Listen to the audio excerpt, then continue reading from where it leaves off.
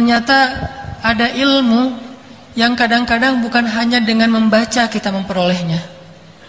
Ada ilmu yang kita tidak memperolehnya hanya dengan mendengar, tapi kita memperolehnya dengan meminta kepada Allah Subhanahu wa taala. Ada orang yang mendapatkan ilmu dengan cara mendengar jadi wawasan. Ada orang yang mendapatkan ilmu dengan cara membaca jadi wawasan. Tapi ada orang yang Allah berikan ilmu kepada dia, faham yang lebih daripada yang lain, sehingga ilmu dia bukan sekedar wawasan, tetapi menjadi iman di dalam hati. Itu barulah sifat ilmu yang sebenarnya. Kalau kita mendengar nasihat, tausiah hanya untuk jadi wawasan, kemudian jadi bahan perdebatan di sosial media, kita belum mendapatkan ilmu, bukan alim, bukan faqih, namanya musaqqaf, orang yang berwawasan. Terus apa bedanya orang yang musaqqaf atau orang yang alim dengan orang yang faqih? Orang yang alim itu innama yakhsyallaha min ibadihi al-ulama. Ciri orang yang alim, orang yang berilmu itu adalah bertambah rasa takutnya kepada Allah Subhanahu wa taala. Jadi enggak disebut kita paham ilmu kalau kita cuma tahu teorinya doang. Enggak disebut kita orang yang berilmu kalau kita hanya menghafal teksnya doang. Menghafal Al-Qur'an dan hadisnya saja tetapi tidak berbanding lurus dengan tingkat keimanan kita di dalam hati. Dan salah satu di antara cabang iman itu adalah al-khauf, rasa takut kepada Allah Subhanahu wa taala. Terus bedanya dengan faqih, kata para ulama, al-fiqhu fiqhul qulub. Ini mirip dengan alim, beda dengan musaqqaf. Al-fiqhu fiqhul qulub. Pemahaman itu adanya di dalam hati, bukan di dalam benak. Ada sahabat yang Allah kasih dia al-fiqh, pemahaman lebih daripada sahabat yang lain. Salah satunya Ibnu Abbas. Ketika turun ayat tentang kemenangan-kemenangan Islam, idza jaa nasrullahi wal fath, al-yauma akmaltu lakum dinakum wa atmamtu alaikum ni'mati, dan seterusnya, para sahabat bertakbir, gembira dengan ayat kemenangan ini. Allahu Akbar, Allahu Akbar. Berarti Islam sudah menang. Berarti syariat sudah disempurnakan. Berarti Islam udah eksis, udah manggung. Berarti dakwah itu udah berhasil. Para sahabat bersukacita kecuali Ibnu Abbas. Ibnu Abbas bersedih. Lalu orang-orang bertanya, "Ya Abdullah, kenapa kamu bersedih? Malham, kenapa kamu sedih? Kenapa kamu khawatir? Kenapa kamu kok seperti tidak bahagia dengan ayat ini?" Kata Abdullah Ibnu Abbas, ayat ini bukan hanya berita gembira, tapi ayat ini juga sebuah berita perpisahan. Kaifa dzalik? Gimana caranya? Kata Ibnu Abbas, kalau agama sudah sempurna, Islam sudah dimenangkan, dakwah sudah selesai, maka tugas Nabi sudah selesai. Sehingga kalau sudah selesai tugasnya, Nabi akan segera kembali kepada Allah Subhanahu wa taala. Barulah para sahabat nangis. Makanya Nabi mendoakan Ibnu Abbas dengan kalimat apa? Allahumma faqihhu fid din wa 'allimhu ta'wil. Ini doa. Ilmu yang didapatkan dengan doa kita, dengan doa dari orang tua kita, dengan doa dari orang-orang soleh. Makanya kalau ketemu dengan ustadz, kiai, ulama, jangan ngajak selfie. Ustadz, bukan. Ustadz doakan saya. Ini di sini banyak guru-guru kita para hafiz. Jadi minta didoakan, doakan saya supaya saya jadi seperti ustadz, hafal Quran, hafal hadis, faham agama. Karena keajaiban dari doa itu luar biasa, teman-teman. Dan Abdullah Ibnu Abbas jadi kayak gini, faham sesuatu yang dibalik ayat, sampai ketika turun ayat tidak ada yang tahu makna dari ayat ini illa qalil. Tidak ada yang tahu makna dari ayat atau kalimat ini kecuali qalil, sedikit. Maka Ibnu Abbas mengatakan, aku adalah salah satu di antara yang sedikit itu. Bisa dibilang Abdullah Ibnu Abbas itu adalah Nabi Khidirnya versi sahabat. Karena sahabat juga kan banyak diumpamakan seperti para anbiya ya. Ibrahim, Abu Bakar seperti Ibrahim dan Isa. Umar seperti Nuh dan Musa. Abdurrahman bin Auf seperti Sulaiman. Ali bin Abi Thalib salah satunya seperti Yahya. Artinya banyak sahabat diumpamakan seperti para anbiya, termasuk Ali di sisi Rasulullah seperti Harun di sisi Musa. Begitu juga dengan Abdullah ibnu Abbas, Allah beri dia ilmu, hikmah, yu'til hikmata man yasha wa man yu'tal hikmah faqad utiya khairan katsira. Dan ilmu itu bukan dicari dengan membaca dan mendengar saja, tapi Allah yang ngasih gift kepada dia, salah satunya melalui doa. Makanya sebelum kita dengar tausiah, setelah kita dengar tausiah, sebelum kita duduk dalam majelis ilmu, Allahumma inni as'aluka ilman nafi'ah wa qalban khashi'a wa lisanan dzakira, dan sejenis-jenis lain dari doa-doa yang serupa. Minta kepada Allah difahamkan. Sehingga dengan doa Nabi, Allahumma faqihhu fiddin wa'allimhu ta'wil. Ya Allah, jadikan Abdullah ibnu Abbas faham, faqih tentang agama, dan ajarkan dia ta'wil. Ada tafsir, ada ta'wil, tapi pembahasannya luas. Dan kemudian doa yang mirip kayak gini dibaca lagi oleh Umar bin Khattab terhadap seorang tabi'in. Bisa dibilang imamut tabi'in. Siapa imamut tabi'in? Hasan al-Basri. Ketika Hasan al-Basri masih kecil, dibawa oleh ayah ibunya. Kan ayah ibunya Hasan al-Basri ini budaknya para sahabat yang tinggal di rumah para sahabat. Kalau sahabat itu adalah tarbiyah rumahnya Nabi, kalau Hasan al-Basri itu hasil tarbiyah rumah-rumah para sahabat. Salah satu rumahnya Umar bin Khattab. Dibawa kepada Umar. Apa kata ayahnya Hasan al-Basri? Ya Amirul Mukminin, ya Umar, doakan anak saya Hasan. Kemudian Umar mengatakan, Allahumma faqihhu fiddin wa habbibhu ilan nas. Ya Allah, jadikan anak ini mengerti agama dan jadikan dia dicintai oleh setiap orang. Sehingga ketika Hasan al-Basri setelah didoakan oleh Umar bin Khattab, Hasan al-Basri itu dikenal dengan julukan Al-Mahbub. Orang yang selalu dicintai siapapun, bahkan musuh sekalipun. Karena di masa itu Hasan al-Basri tumbuh menjadi seorang ulama sezaman dengan seorang gubernur Irak yang kejam, namanya Hajjaj. Hajjaj ini suka bunuh-bunuh orang. Salah satu yang dibunuh oleh Hajjaj itu Abdullah bin Zubair, anak sahabat muhajirin yang pertama lahir di Madinah. Sahabat yang luar biasa, solih. Kalau dia sholat, merpati hinggap di atas kepalanya. Kalau dia tahajud, satu malam full berdiri saja, malam kedua full ruku saja, malam ketiga full sujud saja. Saking panjangnya ibadah Abdullah bin Zubair. Dibunuh oleh Hajjaj, digantung jenazahnya di Ka'bah.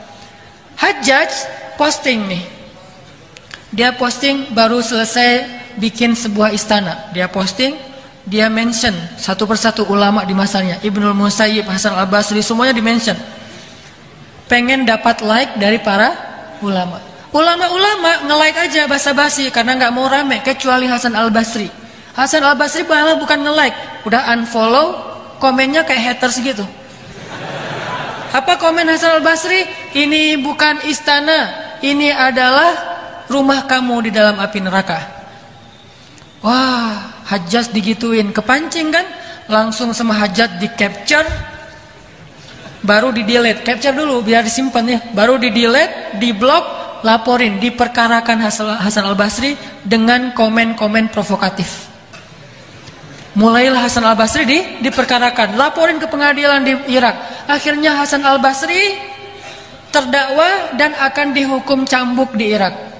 Maka Hajjaj pun mengutus pasukannya untuk menangkap Hasan al-Basri di Madinah, dibawa ke Irak. Hajjaj sudah marah besar. Pokoknya kalau ketemu sama orang ini bakalan saya cambuk habis-habisan. Marah Hajjaj kepada Hasan al-Basri.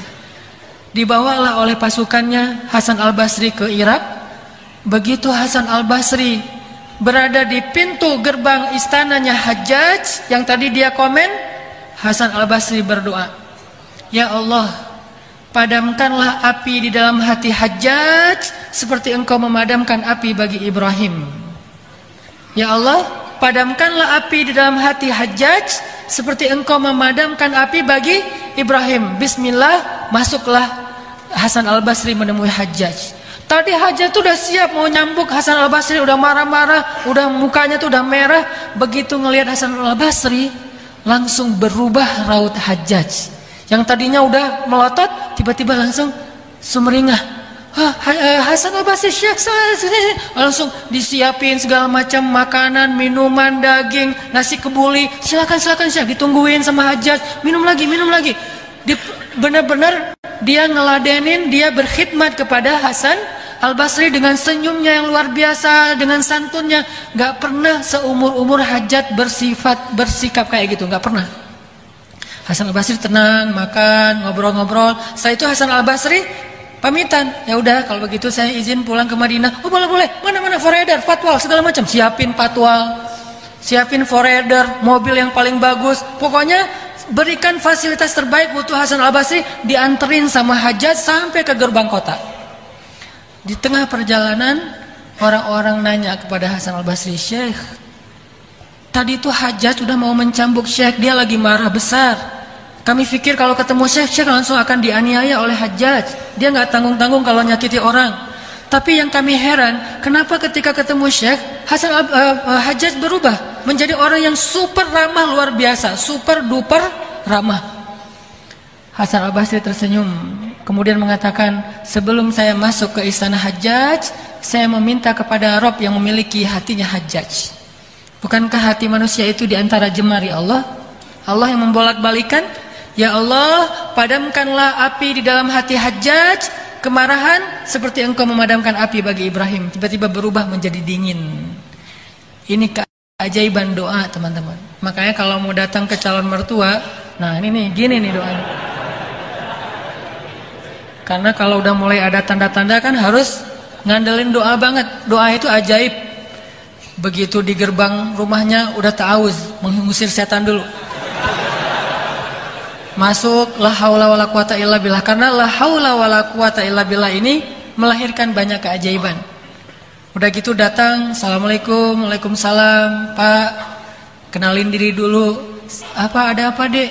Ini Pak, saya ada niat untuk menyempurnakan agama. Oh gimana? Saya pengen menikah. Bagus itu Dek, dengan anak bapak. Nah itu kurang bagus deh. Nah kalau udah ada tanda-tanda gini, langsung angkat tangan. Ya Allah, balikanlah hatinya. Dan itu ngaruh loh. Saya pernah mempraktekkan soalnya. Ketemu istri saya, calon istri saya, dia langsung doa, ya Allah please jangan yang itu. Saya, ya Allah please yang itu aja. Nah kuat-kuatan doa. Kenapa dia nggak bisa nolak? Ustadz, doanya lebih kenceng ya. Jadi keajaiban dari doa. Mau dapat ilmu doa, mau dapat rezeki doa, mau dapat jodoh doa. Terus gimana biar doa kita powerful Ustadz? Biar doa kita itu menggetarkan langit seperti doanya Yunus alaihissalam. Doanya Yunus tuh pelan banget loh. Sampai ikan yang nelan Yunus aja nggak tahu, nggak dengar suara Nabi Yunus. Ini orang mati atau apa sih nggak kedengaran? Ikannya aja nggak tahu suara Nabi Yunus. Kok bisa menggetarkan arasy? Intasdukillah yasdukka. Syaratnya doa yang kita baca itu jujur dengan hati kita, pasti menggetarkan arasy. Kadang-kadang kita belum ngomong Allah udah kabulin. Pernah nggak kayak gitu? Nabi pernah. Nabi cuma ngeliat ke langit doang kayak gini. Pulang aja. Besok lihat lagi ke langit. Pulang. Besok lihat lagi ke langit. Turun ayat. Qad nara taqalluba wajhika fis sama' falanwalliyannaka qiblatan tardaha. Apa kata Allah? Kami tahu setiap hari kamu ngelihat ke langit Muhammad. Ngapain Nabi ngelihat ke langit? Membatin. Ya Allah, boleh nggak ya kiblat itu dipindah aja? Mau ngomong nggak enak sama Allah. Akhirnya ngomongnya di dalam hati. Wa asirru qaulakum aw jaharu bih innahu alimun bidzatis sudur. Kalian tampakkan, kalian rahasiakan kata-kata kalian, Allah tahulah isi hati kalian. Sehingga akhirnya Allah bilang, ya udah, kami sudah melihat kamu menengadah ke langit terus, sekarang kami pindahkan kiblat ke arah yang kamu sukai wahai Muhammad. Nabi senyum, Masya Allah, Allah tahu banget isi hati. Kenapa? Powerful. Kayak Nabi lagi ditodong pakai pedang gitu kan. Muhammad, kalau sekarang saya akan memenggal kamu, siapa yang akan nolong kamu? Nabi bilang, Allah. Langsung jatuh tuh pedang. Dibalikin sama Nabi, kalau saya mau bunuh kamu, siapa yang nolong kamu? Kamu Muhammad. Kebayang gak sih? Anak saya kamu kasih makan apa? Siapa yang ngasih makan anak saya? Allah, Pak. Oh ya. Nggak bisa nolak. Kan pertanyaan standar, kerjanya apa? Maharnya sanggupnya berapa gitu kan ya? Lulus dari mana? Udah aja. Saya nggak punya modal apa-apa, Pak. Saya punya doa. Bapak mau saya doain? Jadi keajaiban doa, teman-teman. Nah, terakhir mungkin saya nggak bisa lama, mohon maaf karena kita juga akan melaksanakan ibadah yang mungkin lebih utama daripada tausiah. Saya nggak jelas ini. Nanti kita akan sholat 1 juz dipimpin oleh imam-imam kita yang kece-kece ya. Cerita terakhir, ada 4 anak muda berdoa depan Ka'bah. 2 saudara, satu namanya Abdullah bin Zubair, kedua namanya Mus'ab bin Zubair, ketiga Abdul Malik bin Marwan, dan keempat Abdullah bin Umar. Mereka berdoa. Tamanna, kata mereka, berdoa ya, berdoalah karena Allah akan mengijabah doa. Abdullah bin Zubair berdoa, ya Allah, janganlah engkau wafatkan saya sebelum engkau jadikan saya sebagai gubernur Hijaz, gubernur daerah Saudi. Selesai dia berdoa, tamanna wahai Mus'ab. Akhirnya Mus'ab berdoa, ya Allah, janganlah engkau wafatkan saya sebelum engkau nikahkan saya dengan Sukainah bintu Husain dan menjadi gubernur Irak. Lalu dia selesai. Yang ketiga, Abdul Malik bin Marwan, ya Allah, jangan wafatkan saya sebelum engkau jadikan saya sebagai raja yang menguasai bumi, khalifah. Dia selesai. Baru yang terakhir Abdullah ibnu Umar, yang paling soleh di antara mereka berempat. Dia mengatakan, ya Allah, semua doa-doa tentang dunia sudah mereka minta, maka saya meminta surgamu ya Allah. Jangan wafatkan saya sebelum engkau jaminkan saya ahli surga. Tidak lama kemudian, ulama yang mendengar doa ini kemudian memperhatikan apakah doa-doa mereka diijabah oleh Allah. Semuanya diijabah oleh Allah. Abdullah bin Zubair gak lama kemudian menjadi gubernur Hijaz. Mus'ab bin Zubair tidak lama kemudian menjadi gubernur Irak dan menikahi Sukainah bintu Husain. Ini menjadi dalil boleh meminta jodoh dengan menyebut nama. Ya Allah, kalau bisa cewek Korea yang dijilbabin. Kan udah masuk Islam. Ya Allah, kalau bisa minimal wajahnya kayak Zain Malik lah. Buat cewek-cewek, kalau nggak Zain Malik ya Hanan Ataki lah ya. Narsis. Doa menyebutkan nama. Kemudian kalau Allah nggak ngasih persis seperti nama yang kita pengenin, nggak apa-apa, Allah akan kasih dengan kebaikan yang sama. Ya Allah, please imam saya kayak Yusuf. Kayak gimana Yusuf gantengnya? Cewek ngelihat Yusuf, ngiris tangan sampai berdarah, nggak berasa. Wow, ini bukan manusia, ini malaikat. Ini kenapa ya kok berdarah? Nggak berasa gitu kan? Ini gantengnya Yusuf. Kebayang kalau Yusuf lagi live streaming, gimana tuh histerisnya cewek-cewek tuh. Kalau cewek yang paling cantik, Sarah istri Ibrahim. Apa ukuran cantiknya Sarah? Cowok ngelihat Sarah stroke. Kisahnya gitu kan, Raja Mesir pengen godain Sarah, lumpuh. Saking cantiknya Sarah. Jadi Yusuf dilihat bikin gak berasa sakitnya, Sarah dilihat jadi stroke. Ini 2 simbol cowok cewek paling kece sepanjang sejarah. Minta aja, nanti kalau Allah kasih, nggak dikasih di dunia, dikasih di surga. Yang pasti kan saya sering bilang, di surga itu nggak ada jomblo, nggak ada di surga galau sendiri duduk di pojok gitu. Lo kenapa? Di surga masih sedih aja? Ya, gue belum bisa move on. Nggak ada itu adegan di surga kayak gitu. Di surga stalking pakai akun palsu, nyari mantan. Oh, kenapa dia udah ninggalin saya, sekarang udah bahagia nikah, kapan ya cerainya? Nggak ada itu kayak gitu di surga tuh. Semua orang baik. Kalimat di surga, salamun salam, la khaufun alaihim walahum yahzanun. Dan yang terakhir, Abdul Malik bin Marwan kemudian menjadi salah satu khalifah Bani Umayyah. Dan pastinya kalau 3 dikabulkan urusan dunia, apalagi yang meminta urusan akhirat seperti Abdullah bin Umar. Maka teman-teman, modal hidup kita tuh yang paling penting cuma 1, doa. Dan kata Nabi, Allah malu banget kalau ngelihat hambanya meminta, berdoa dengan yang baik-baik, lalu Allah nggak mengabulkan. Itu Allah malu banget. Makanya kita harus pede berdoa, ya Allah, saya pengen ini nih. Tapi kalau doa, jangan ngeremehin Allah ya. Ya Allah, saya punya hutang gede sih, saya nggak akan minta semuanya kok, dikit aja lah. Emangnya Allah nggak sanggup? Bilang aja, ya Allah saya punya hutang kecil ya Allah, cuma 100 M. Itu kecil di mata Allah. Di mata kita besar, di mata Allah kecil. Kayak Umar mengatakan, ya nafsi, idza dhaqat alaiki dunya fala taquli ya rabbi indi hammun kabir, faquli ya ham indi rabbun kabir. Bilang, jangan bilang ya Allah saya punya masalah besar, tapi bilang, wahai masalah, saya punya Rabb yang maha besar. Andalkan doa dengan jujur dalam hati bahwa kita percaya kepada Allah.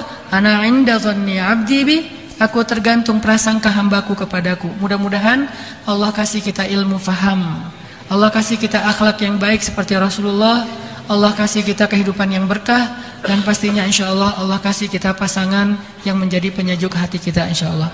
Barakallah, terima kasih banyak buat anak-anak muda yang udah datang semuanya. Kalian terbaik, respect banget buat anak-anak komunitas yang mau ikut taraweh bareng 1 juz pula. Taraweh 1 juz itu taraweh pro loh. Itu pro banget tuh. Kalau perlu legend, sholatnya 1 juz. Karena kalau yang taraweh amatiran, yang newbie mungkin gak akan sanggup lah 1 juznya. Jadi 1 juz itu pasti pro banget. Jadi teman-teman baru hijrah udah pro, itu kan keren banget ya. Barakallah, masya Allah, mudah-mudahan istiqomah. Billahi taufiq wal hidayah. Wassalamualaikum warahmatullahi wabarakatuh.